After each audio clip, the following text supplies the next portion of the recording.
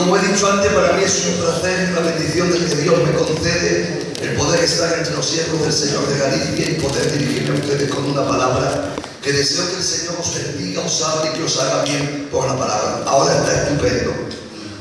No lo toques ya, que ahora está. Toca si quieres el piano, eso sí, ¿vale? Tú sígueme como si yo cantara. Aunque no voy a cantar, Bueno. Yo siento del Señor ministrado una palabra de Dios para ustedes. Amén. Cuando me llamó el hermano Antonio, que le di gracias por haberse acordado de mí, de que viniera a ministrar unos días por aquí por Galicia, cuando me llamó, me dijo: hermano, quisiéramos que viniera a un retiro de pastores. Bueno, pues el concepto de retiro de pastores por aquella parte de allí es un poco diferente al de aquí. Yo me metí 2 o 3 días a preparar 3 o 4 sermones, pidiéndole a Dios que me hace 3 o 4 sermones para compartirlo con ustedes. Pero después de 2 o 3 días que estaba meditando, buscando, yo recuerdo que una vez vine por aquí y un hermano me dijo: mañana tenemos retiro de pastores. Y los retiros sí a las 6 de la tarde. Y los retiros. Y me di cuenta que un retiro para mí era una reunión de pastores. Lo llamé, digo que es un culto. Sí, que por aquella parte los retiros lo hacemos en un hotel, nos encerramos 2 días y hacemos 4 o 5 cultos.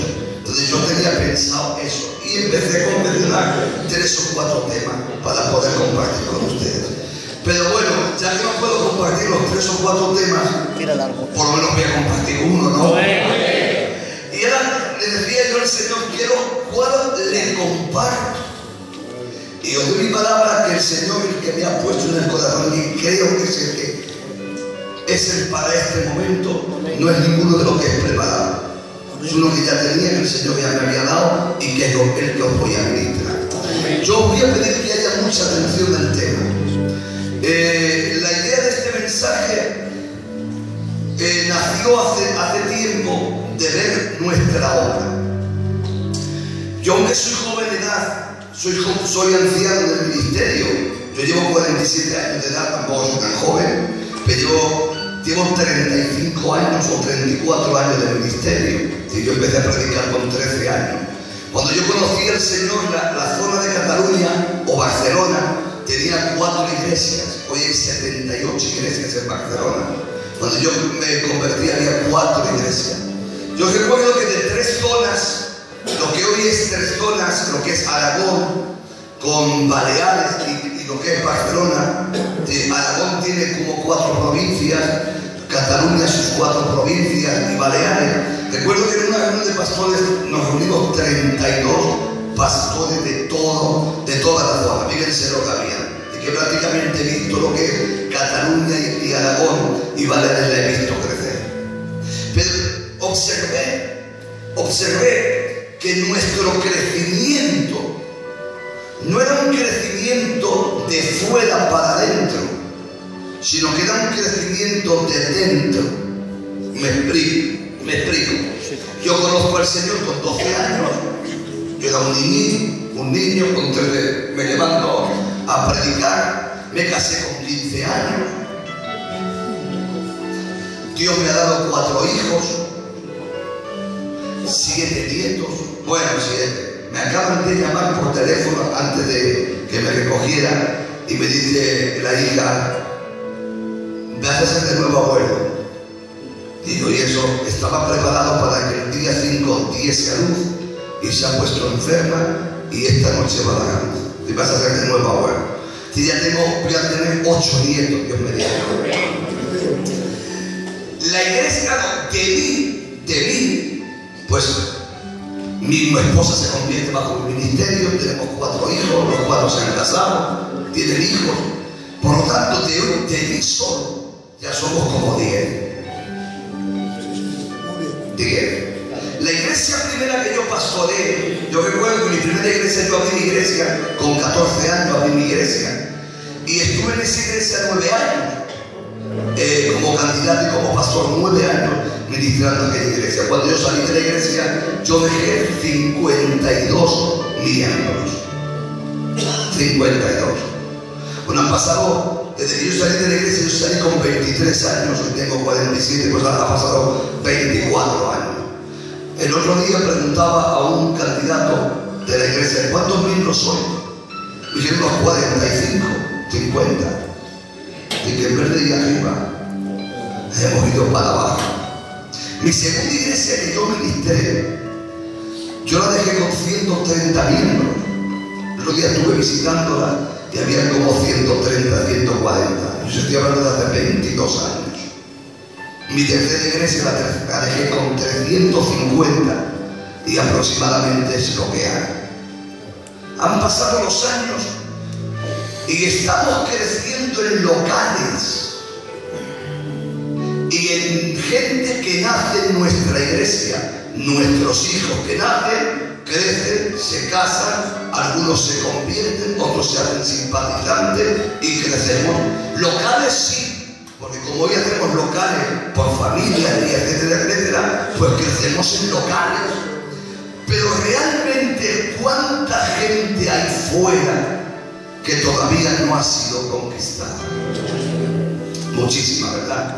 Os puedo decir, y no sé si me equivoco, tal vez me equivoque, tenemos más gente bautizada desconvertida que gente dentro de la iglesia. En la iglesia de la Mina que yo estuve de pastor en 3 bautismos, que yo estuve cerca de 3 años de pastor, en 3 bautismos bauticé cerca de 230, 40 personas.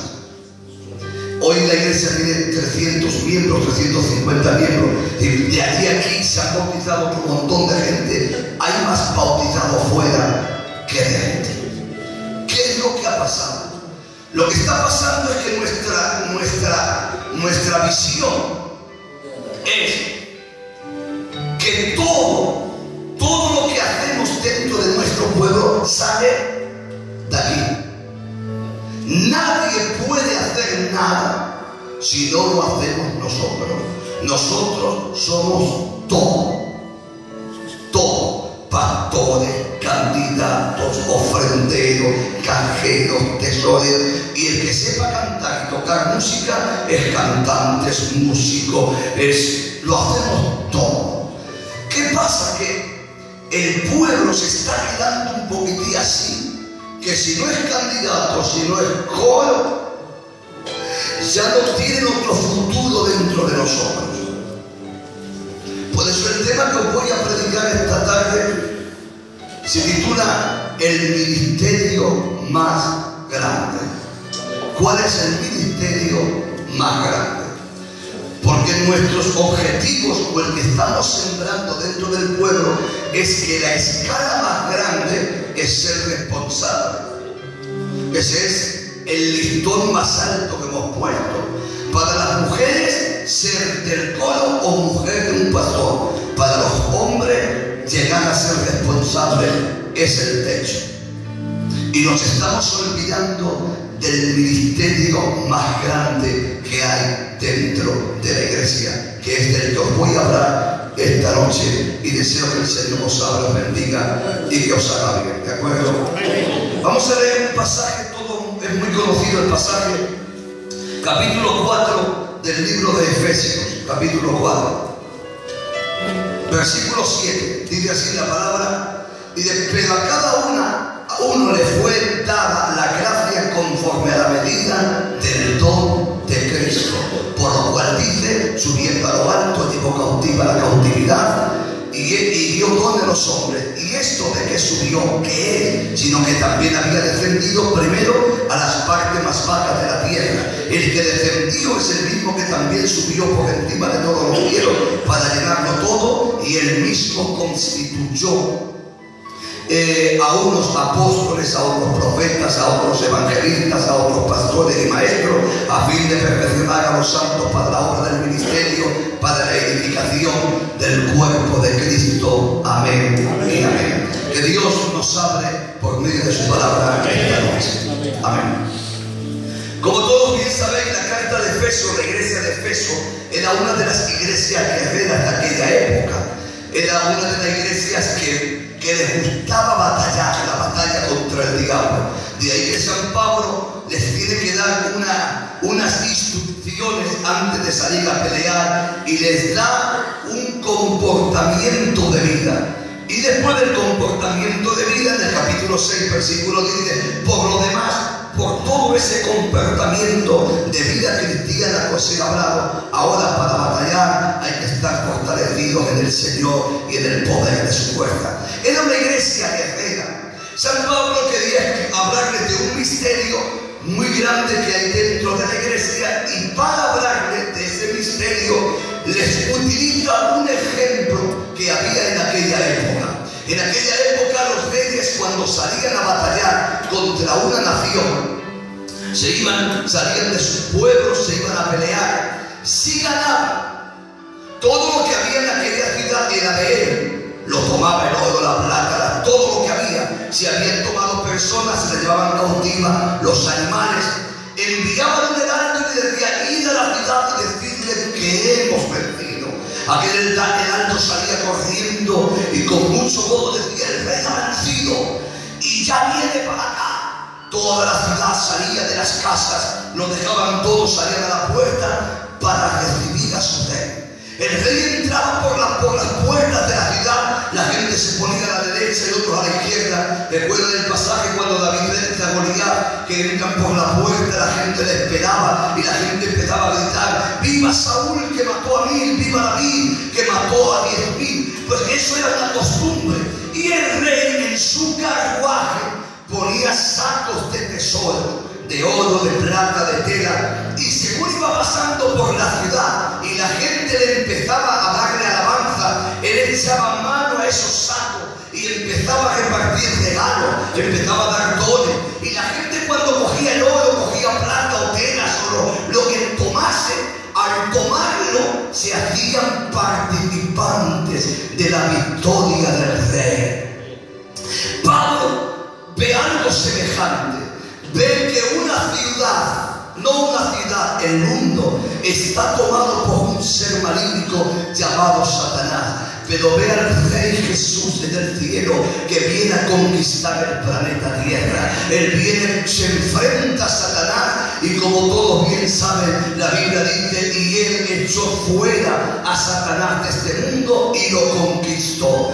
Cuando conquista la tierra, tomó cautiva la cautividad, la subió por encima de los cielos, y él también repartió dones. Los dones cayeron en un lugar llamado aposento alto, donde allí había nacido la iglesia. Y cuando aquel grupo de gente empezó a recibir los dones y empezaban a hablar en lenguas, la gente se estaba haciendo participante de la victoria de Cristo en la cruz del Calvario.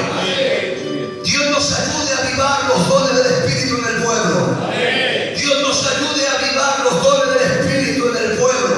Porque cuando los avivamos y el pueblo practica los dones, se están haciendo participantes de la victoria del Señor. Amén. Ahora, Él reparte dones. Os voy a dar una introducción de 10 minutos para entrar luego en el tema del ministerio más grande. Él reparte dones.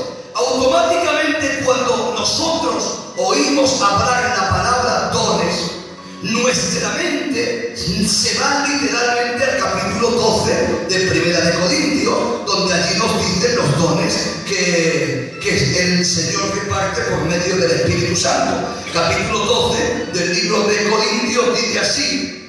Dice: ahora bien, hay diversidad de dones, pero el Espíritu es el mismo. Hay diversidad de ministerios, pero el Señor es el mismo. Y hay diversidad de operaciones, pero Dios, que hace todas las cosas, es el mismo. Fíjense qué forma de expresarlo San Pablo. Hay diversidad de dones, pero el Espíritu, con E mayúscula, hablando del Espíritu Santo, dice: es el mismo. El que reparte los dones dentro de la iglesia es la persona del Espíritu Santo. Cuando nosotros hablamos de dones, decimos cuántos dones, y automáticamente seguimos leyendo Corintios 12 y ahí encontramos 9 dones.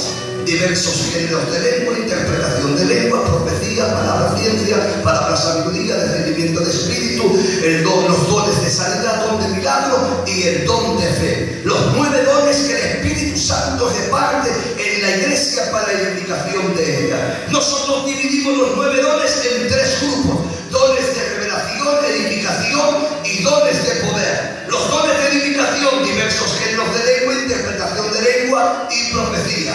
Dones de revelación, palabra de ciencia, palabra de sabiduría y discernimiento de espíritu. Y dones de poder, el don de milagros, el don de fe y dones de sanidad. Estos son los 9 dones que el Espíritu Santo derrama dentro de la iglesia, escritos en el libro de Primera de Corintios.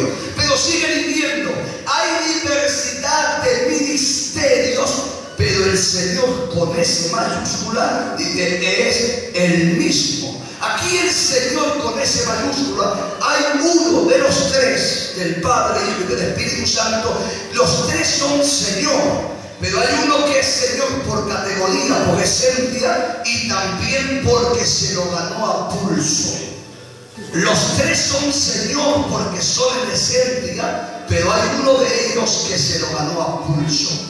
La kenosis de Cristo dice, haya pues en vosotros el mismo sentir que hubo en Cristo Jesús, el cual siendo en forma de Dios no estimó el ser igual a Dios como una cosa que aferrarse, sino que se despojó a sí mismo tomando forma de siervo, hecho semejante a los hombres, y estando en la condición de hombre se humilló a sí mismo, haciéndose obediente hasta la muerte y muerte de cruz. Por eso Dios lo exaltó hasta lo sumo y le ha dado un nombre que es sobre todo nombre, para que en ese nombre toda rodilla se doblegue y toda lengua confiese que Jesús es el Señor, para la gloria del Dios Padre. Jesús es Señor porque también lo ganó. Y ahora dice, hay diversidad de ministerios, pero el Señor Jesús, y de ese mismo, Jesús da los ministerios. Y cuando hablamos de ministerios, ¿de cuántos hablamos? Automáticamente nuestra mente se va. Efesios capítulo 4. Apóstoles, profetas, evangelistas, pastores y maestros. 5 ministerios. Pero hay otro texto que dice, pero hay diversidad de operaciones, pero Dios que hace todas las cosas es el mismo. Cuando hablamos de dones sabemos que hay 9. Cuando hablamos de ministerio entendemos que hay 5. Cuando hablamos de operaciones, ¿de cuántas hablamos? ¿De cuántas? Cuando hablamos de dones decimos 9 y podemos decir lengua, profecía, palabra ciencia, sabemos los 9. Cuando hablamos de ministerio, evangelista, profeta, los 5 ministerios. Cuando hablamos de operaciones ni tenemos número ni tenemos nombres. Ni hay números de operaciones, ni tampoco tenemos nombres. ¿Por qué? Porque usted y yo podemos encajonar a Dios ni en 5 ministerios, ni en 9 dones, porque nuestro Dios está por encima de los ministerios y también de los dones. Por eso hay cosas que nos van a sorprender y no las vamos a entender. Y vamos a mirar en la palabra y esto por qué y aquello por qué, y no lo vamos a entender. Pero el Señor nos dejó 3 cosas para entender qué es de Dios una cosa y qué no es de Dios. Nos dejó 3 cosas. Número 1, el don de discernimiento de espíritu. Por el don de discernimiento discernimos que espíritu es el que está operando. ¿Por qué que espíritu está operando? Porque hay 3 espíritus que puede operar. Puede operar el espíritu humano, el espíritu diabólico o el espíritu de Dios. Y puede operar tanto en un hombre de Dios como en una mujer de Dios.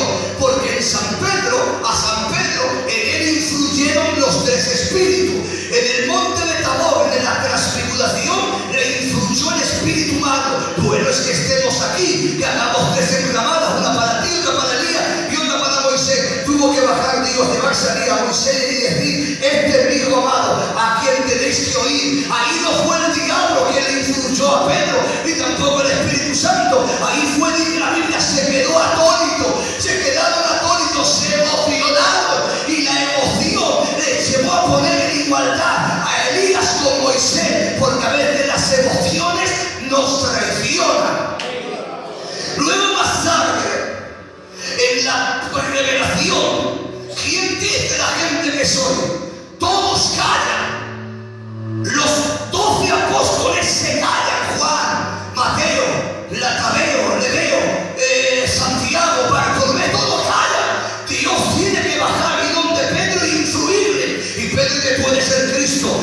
Hijo del Dios viviente. Y Jesús le dice alto, Pedro, esto no es tuyo, esto no te lo reveló ni la carne ni la sangre, sino mi Padre que está en el cielo. Le influyó el Espíritu Santo. Pero más tarde, cuando Jesús les habla de que va a subir a Jerusalén, le echa el brazo por encima, se lleva a Jesús la parte y le dice: ten pena de ti mismo, anda, ten compasión. Y Jesús se queda mirando y ve la influencia de Satanás por medio de Pedro: apártate de mí, Satanás. Y tú, Pedrito, pon la mirada en las cosas de Dios y no en la de la tierra. Hay tres espíritus que pueden operar y Dios nos ha dado el don de discernimiento de espíritu para discernirlo. Dos, ¿qué más nos ha dado? Jesús dijo: por sus frutos se conoce el árbol. Los frutos dicen lo que es una persona. Una pera, si sale de un árbol, es porque es un peral. Jamás salta una pera de un naranjo. Aleluya. Y si sale manipulación humana, no es normal. Hay una manipulación humana. Puede salir una pera de un naranjo, pero una pera que salga de un árbol se le dice al árbol: esto es un peral. Los frutos manifiestan. Y tres, la doctrina. La doctrina que está escrita en la palabra nos dice lo que es de Dios y lo que no es de Dios. Por eso Pablo dijo: si un ángel del Señor viniera y os enseñase otra cosa, ese decirle anatema. Y San Juan, en medio de los conflictos de los ebionitas y del gnosticismo, tuvo que escribir sin pelos en la lengua y decir en 1 de Juan: quien niegue que Jesucristo ha venido en carne, ese tiene el espíritu del anticristo. Porque la doctrina nos dice lo que es de Dios y lo que no es de Dios. Por lo tanto, las operaciones de Dios son incontables. No tienen número ni tienen nombre. Pero hay operaciones de Dios. Fíjense que está capítulo 15 del libro de Marcos. Jesús nos enseña la doctrina de la imposición de manos. Y por todo el mundo predicar el evangelio. El que creyere y fuese bautizado será salvo. Estas señales seguirán a los que creen en mi nombre.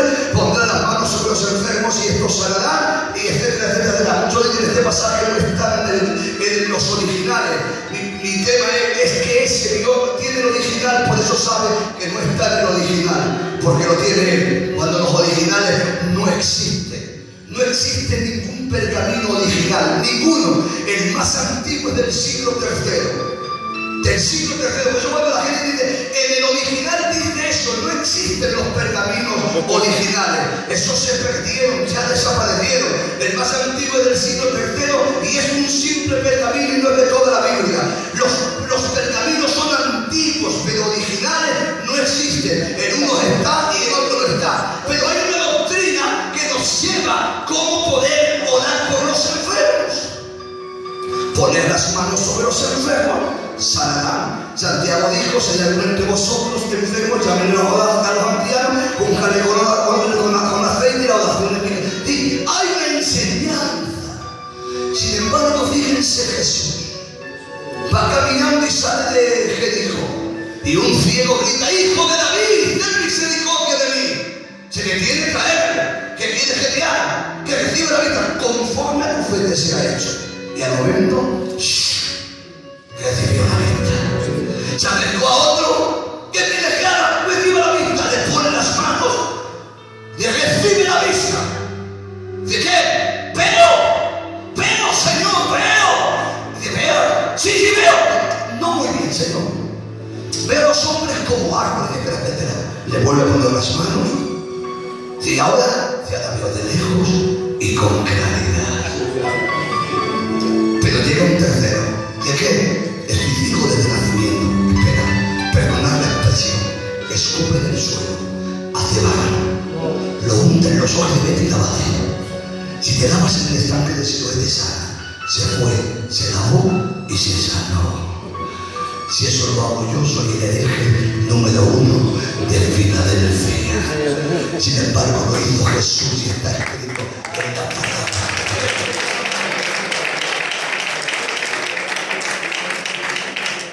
¿Dónde está Jesús lo hizo una vez. No dijo, cuando queráis orar por un ciego, hacer barro, lo untáis que se lave. No. Eso es una operación mía que yo lo hago porque yo quiero para ese momento. Y no hagáis de una operación, no lo convirtáis en una sana doctrina. Amén. Cuando Pedro predica su primer mensaje, se convierte en 3.000 y hubieron milagros y liberaciones. En el segundo mensaje, 5.000 y hay milagros y liberaciones. Aquello fue un escándalo. Todo el mundo gritaba, vienen los apóstoles ahí, enfermos, que vayan, que los sana todo. Y cuando llegaban a un pueblo, aquel pueblo se revolucionaba. Venían de gente de otros lugares a buscar a los apóstoles para que sanaran a los enfermos.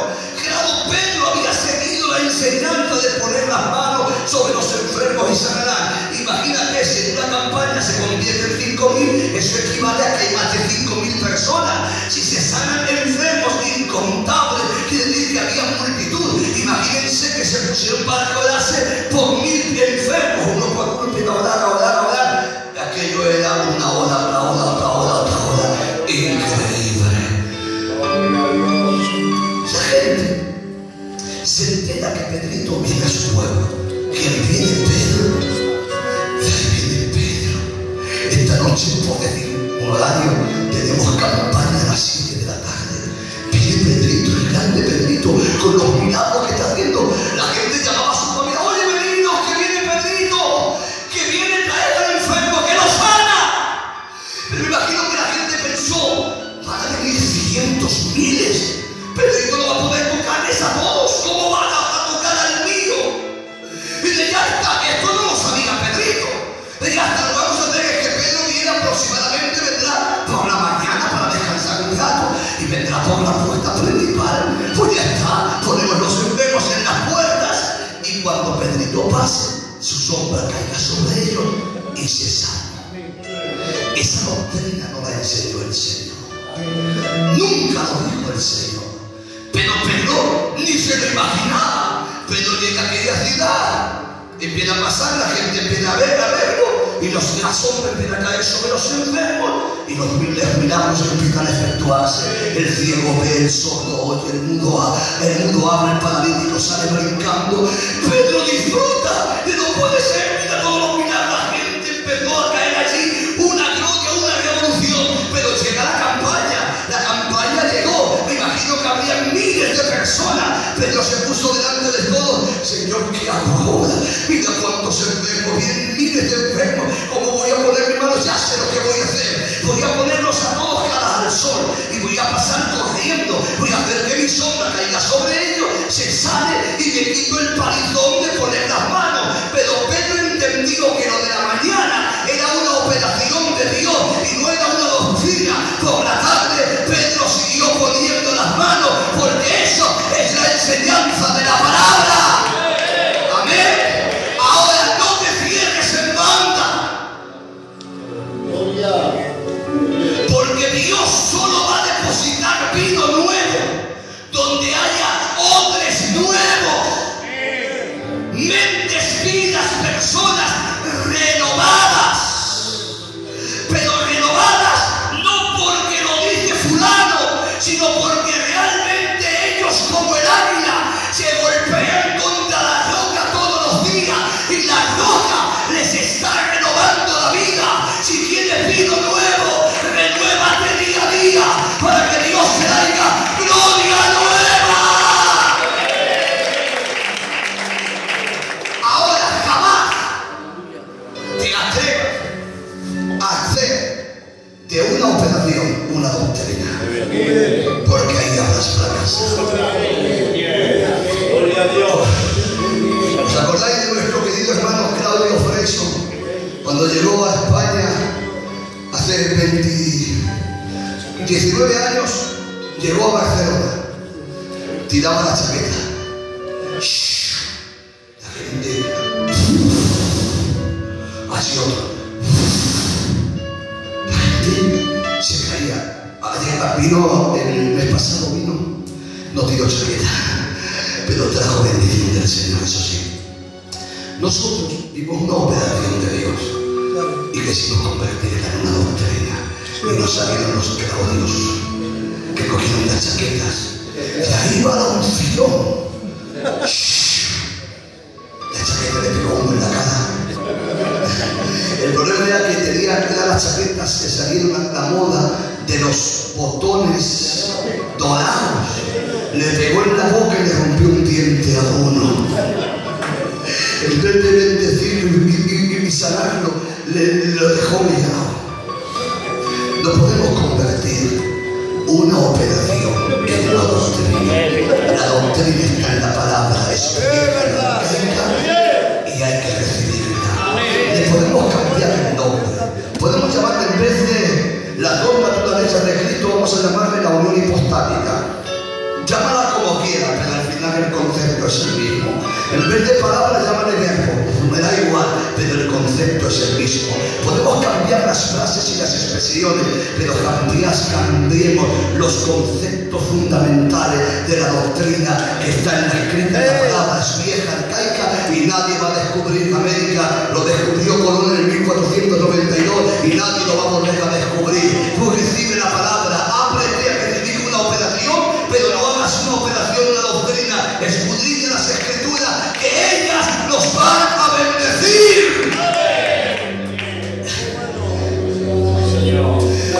Voy a tirar una piedra, yo voy a sentirme con mucha libertad. Ya que es un culto, pues quiero aprovecharlo. Hoy tenemos, ¿cómo lo digo para que suene bien? Lo voy a decir muy claro, pero quiero que suene bien, ¿no? Hoy hay tres ideas. Hoy los candidatos, recuerdo que un candidato, sobrino mío, pariente mío, le dijeron un día: ¿te gustaría predicar como tu tío el abuelo? Y dice: no, yo le voy a ganar. Y yo: Dios te bendiga y Dios os lo haga. Si un joven que predica es una bendición, escucharlo. Hoy la idea de los candidatos, de los que están creciendo y de muchos obreros, hoy dirán: a ver, yo quiero ser predicador nato. Y se preparan para predicar y ser el número uno de nuestra obra. No se preparan para tener un ministerio bien formado, se preparan para tener un mensaje bien formado. Una cosa no quita la otra. Un buen ministerio tiene que tener un buen mensaje, porque una cosa es predicar y una cosa es trigo dar. Hay quien predica pero no da nada de trigo. Y una cosa es predicar y otra cosa es trigo dar. Hay que prepararse, pero forjar el ministerio que tú has recibido, ¿de acuerdo? Bueno, pues en el contexto, yo quiero ser un predicador de élite. Claro, ven el listón tan alto que debe ser imposible llegar ahí. Y bueno, pues otro atajo. ¿Cómo puedo yo ser famoso en España? La doctrina. Con la escuela de se ha unificado la doctrina y no podemos traer la doctrina, porque ya en toda España se crece con la misma enseñanza que se está dando en España. ¿Cómo puedo destacar? ¿Cómo puedo destacar? Pues ya está. Se convierte en griego, quiere decir la última novedad. Y lo malo es que la última novedad ni se la aprenden bien. Simplemente tiran piedras y no saben lo que dicen, pero quieren destacar tirando la última novedad. Y hoy hay una nueva novedad que se llama la nueva reforma apostólica, que está entrando en España. Y la nueva reforma apostólica, la base de ella es que cada época de tiempo Dios tiene que tomar odres nuevos, hacer iglesias nuevas con apóstoles nuevos. Y Dios ha levantado un puñado de apóstoles únicos. Están los apóstoles del correo, los apóstoles de las iglesias y los nuevos apóstoles, a los únicos y consagrados que Dios llama para revelarles misterios de la Biblia que solo a ellos les puede revelar Dios. Solo a ellos. Y de ahí le están haciendo en el mundo personajes que están trayendo la última novedad, porque se creen uno de esos apóstoles elegidos por Dios, como José de Smith, que solamente a él se le revelaron los ángeles y los apóstoles y les trajeron una nueva revelación, y de ahí salieron los mormones. Pues está levantando un grupo de apóstoles que están pidiendo que ellos tienen la única novedad y que solo a ellos Dios les da la capacidad de entender revelaciones de la palabra. Pues mucha gente de nuestro pueblo los está escuchando, se interesan y luego intentan enseñarlo al pueblo, pero ni saben lo que dicen, ni saben lo que hablan, ni saben dónde tienen los pies. Vamos a ceñirnos a la santa palabra del Dios Todopoderoso. Ábrete a recibir una operación. Ábrete, porque hay operaciones de Dios que no se entienden, pero de esa operación no la conviertas en una doctrina. Amén. Amén. Dios da operaciones, dones y ministerios. Y cuando hablamos de ministerio, ¿cuántos ministerios Dios da? Efesios 4, 5. Apóstoles, profetas, evangelistas, pastores y maestros. Ministerios, ministerios, ministerios. Una de las grandes preguntas que usted se debe de hacer, cada siervo del Señor o cada cristiano, no siervo, cada hijo de Dios, debería de hacerse las dos famosas preguntas de Pablo. Primero, ¿quiere ser? Conocerlo. Y lo segundo es saber lo que Él quiere que yo haga. Tengo que tener muy claro qué ministerio Dios ha puesto en mí. ¿De acuerdo? Porque usted tendrá un ministerio, ¿verdad? ¿Cuántos tienen un ministerio? ¿Cuántos son ministerios? Que la mano viene hasta que se vea. Bien. ¿Saben ustedes lo que significa la palabra ministerio, verdad? La palabra ministerio es una palabra muy antigua que significa minister. Es el que sirve a otro. Si usted tiene un ministerio, usted fue llamado a servir a otro. Nuestro ministerio es servir a otro. Nuestro ministerio es llamado a servir. Los apóstoles entendieron mal ese concepto. Cuando Jesús les dijo que se marchaba, empezaron a discutir quién va a ser el más grande. Yo seré, el otro yo, el otro yo. Y Jesús los escucha. Los ve tan mismos que pegó un palmetazo en la mesa y dijo: ¡basta! A ver, ¿quién es más grande? ¿El que se sienta en la mesa o el que sirve? Y dijeron: el que se sienta en la mesa. Y después yo soy el más grande y no me siento. ¡Aleluya! Después va a ser quien quiera ser el más grande, empiece a servir a los demás.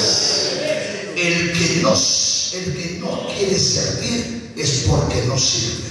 Muy bien, muy bien. Si usted no cree que fue llamado a servir, es que usted no sirve. Porque nuestro ministerio es servir a los demás. Esta frase ministerio fue pasando los siglos, y cuando llegó el imperio de Roma y los romanos empezaron a tomar esa palabra para gobernar, se llamaron ministerios también. Y muy ministerios nosotros, menos que los demás, que se dijo no. Y cambiaron la palabra ministerio y la pusieron en el latín. Y en vez de ministerio le llamaron magister. De ahí magistrados y tal. Magister, ¿sabes qué significa magister? Lo contrario del ministerio. Es mayor que los demás. En vez del que sirve, los que son servidos. Hay mucha gente de nuestro pueblo que se convirtió en romano, que perdió el concepto, que en vez de servir, quieren que le sirvan a él. Y usted no fue llamado a que le sirvan. Usted fue llamado a servir a la iglesia del Dios vivo. Aplauda al Señor con alegría.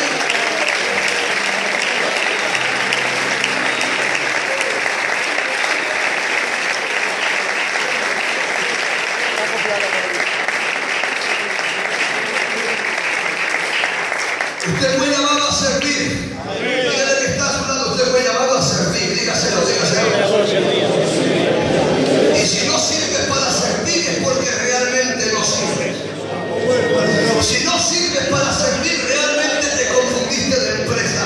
Esta no es tu empresa. Si usted fue llamado a que le sirvan, tómese una empresa, sea el dueño de ella y búsquese gente que le sirva a usted. Pero esta empresa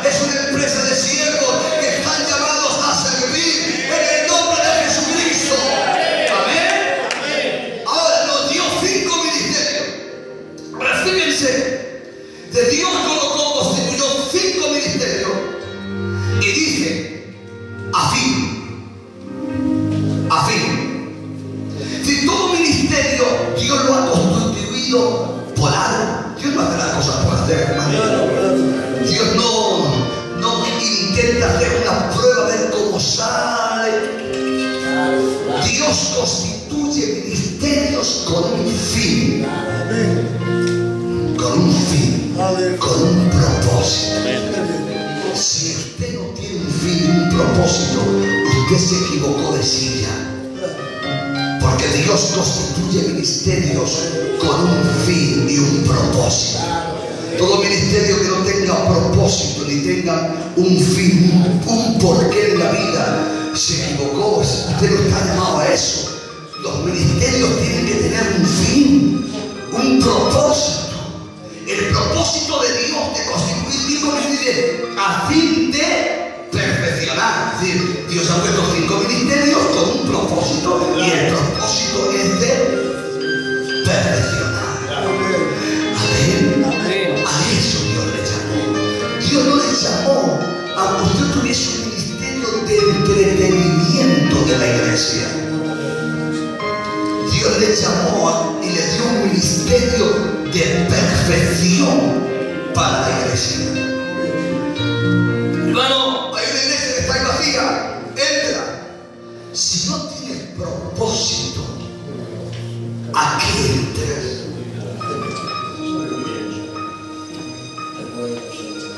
Hoy nos estamos convirtiendo en ángeles. Qué bueno, ¿verdad? Pero en ángeles que remueven las aguas y despertamos ilusión, pero no sanamos a nadie.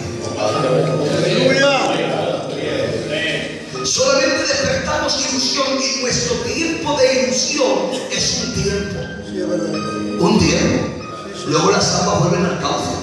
Y el que era un carnal sigue carnal, y el que era un ciego sigue ciego, y el que era un paralítico sigue paralítico, y el que era un emocionista sigue siendo un emocionista. Y es porque en vez de hacer que el pueblo pase la puerta de las ovejas, hemos hecho el estanque junto a la puerta de las ovejas. Están juntos, por eso hay tanto ciego, paralítico y enfermo, porque el estanque se ha creado junto a la puerta de las ovejas y lo hemos cruzado con la puerta de las ovejas. Por eso las iglesias dependen de los ángeles que le despierten ilusión. Por eso, hermanos, cambio de pastor, la iglesia se ilusiona. Los primeros 2 o 3 meses con este cambio, con este mesano, con este me transformo. Pero cuando el ángel deja de mover las aguas, que volvemos a nuestro cauce y todo sigue normal, sigue siendo el carnal, el frío, el tibio, el paralítico, porque solo movemos las aguas. Pero más que eso, estamos llamados a presentarle a ese Cristo que puede decir: coge tu lecho y anda. Propósito. Me disculpáis, ¿verdad? ¿Sabes? El tiempo que estamos pastoreando en las iglesias. En Barcelona, Cataluña, hay pastores que llegan 2 meses, 3 meses, 4 meses. Cuando un pastor llega 8 meses, en una iglesia digo: ha triunfado. Es un cambio de 8 meses. Palabra de nuevo, hermanos. Ya no hemos acostumbrado a la iglesia a eso, que cuando un pastor tiene 7 o 8 meses ya la iglesia está nerviosa. Este se nos va. Este se nos marcha. Este se va. Porque hemos adaptado a la iglesia a 3, 4, 5, 6 meses, 7 meses. Si un pastor está 7, 8 meses, cuando un pastor llega a 2 años, digo: este es más que el 10. Por 2 años. Y alguien pregunto: con 3 meses o 4 meses de pastoreo, ¿qué propósito has hecho? Nada. Ha sido el ángel que ha removido las aguas a despertar emoción, y cuando ya lo has podido, te echas para atrás. Las aguas vuelven a su cauce. Cuando ves que sigue el ciego, el hombro así, ¿de qué hago aquí? Maletas y para casa. Y es porque estamos haciendo que la gente dependa de los ángeles. Pero tenemos que enseñar a la iglesia que dependa de los ángeles. ¿A fin de qué? Perfeccionar. La palabra perfeccionar tiene 7 términos griegos. 7. No os voy a hablar de los 7, os voy a hablar de uno. Uno de los